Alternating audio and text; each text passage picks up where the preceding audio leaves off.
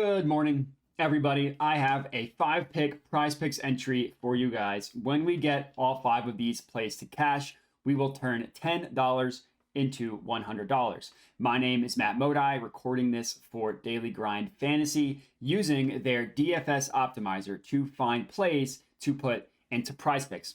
The DFS optimizer is an incredible tool. No matter what DFS platform you are looking to use, you can see literally they have a bunch of them up here that you can choose from PrizePicks, Underdog, Parlay, Play, down to Thrive.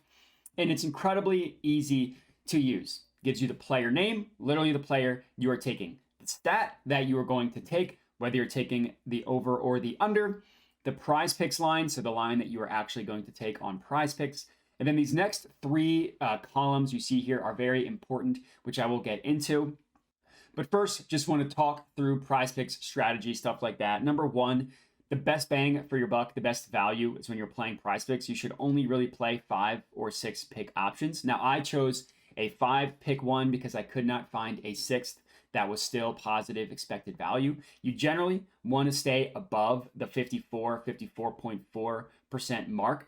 So we started to highlight into the yellow here, the orange. So you want to stay as much in the green as possible. Now, obviously, if you play something like the one up here for 61.73%, you can afford to play one for a little bit lower. But we'll get into all that. Excuse me, just wanted to highlight 5 picks or 6 picks is optimal for PrizePicks.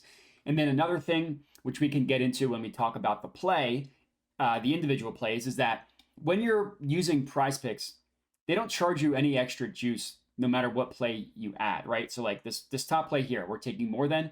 What happens if I change this to less than? Still $10 to win 100. What about the second play? What if I change it to be more than as opposed to less than? Same thing, still $10 to win 100. So you'll find plays that the sportsbooks price at -200, -182, and you can put them into PrizePicks for no extra juice.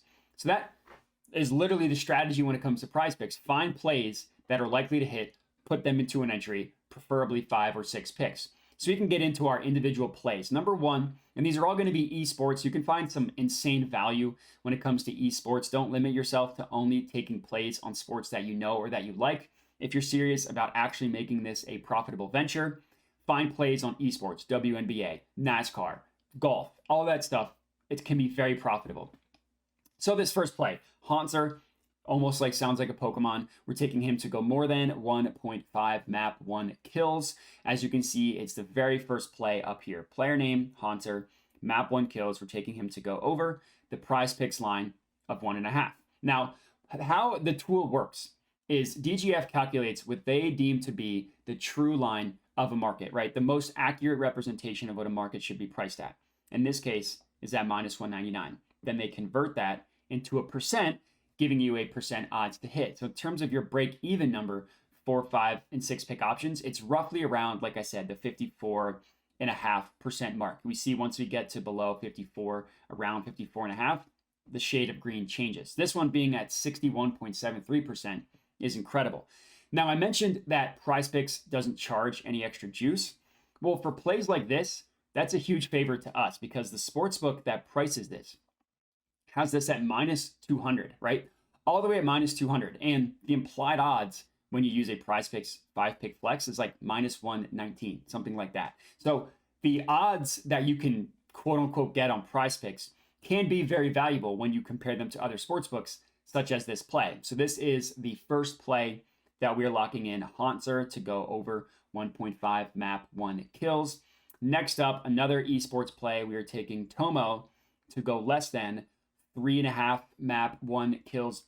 Very similar logic here. Tomo map 1 kills under 3.5. The DGF line, is calculating this around -211. For this one, they're converting it to a win percentage of 57.37%. But it's the same thing here. The sportsbook that prices this has this at -212. The DGF line -211, so right around there, making this a very good play to put into PrizePicks because we're not getting charged any extra juice despite how likely this play is to occur. So that is our second play. Third up, we are taking Someday to go less than 2 map 1 kills. And that is this next play here. Someday map 1 kills under 2. Now, this is a different type of play than the first two. The first two was an odds discrepancy. The sportsbooks had this exact play as the highly likely outcome. It made sense to put into PrizePicks. This next one, someday, is an example of a line discrepancy, meaning the PrizePicks line has this at 2. The sportsbook line has it at 1.5. So we see this little box here show DFS line discrepancies.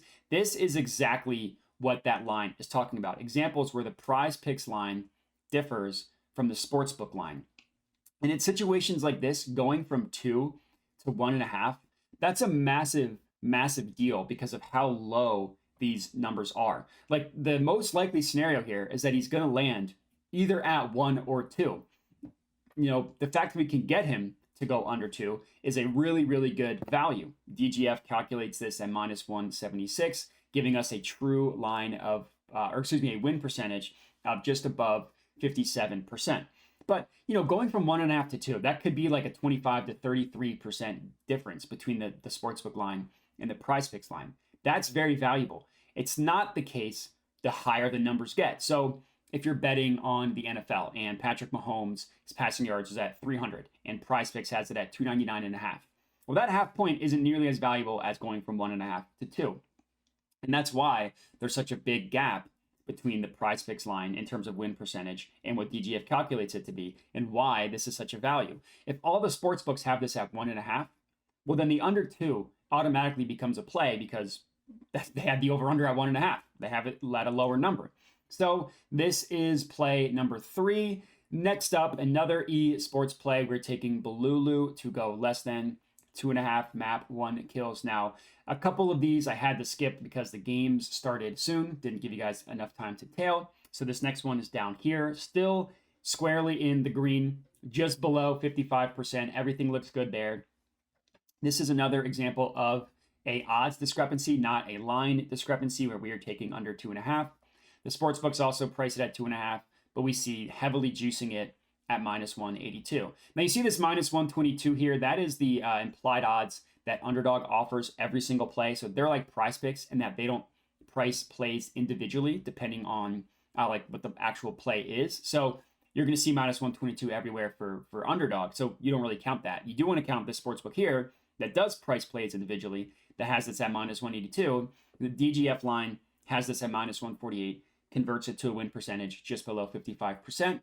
That's our 4th play for this entry. And the last one, our last esports play, is Vikla to go less than 2.5 map 1 kills. That play is right here, Vikla under 2.5 map 1 kills. So this is about as low as you want to get. I mentioned at the very beginning that I could afford to play something that's in the yellow percentage, that's just below 54%, because I have something in the green all the way above 60%. So my total entry, my average percent odds to hit for this entire entry is going to be squarely in the green.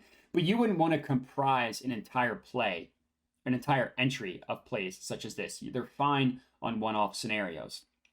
So DGF calculates this to be at -153. You see why -240, -128 pretty much splits the difference between those two.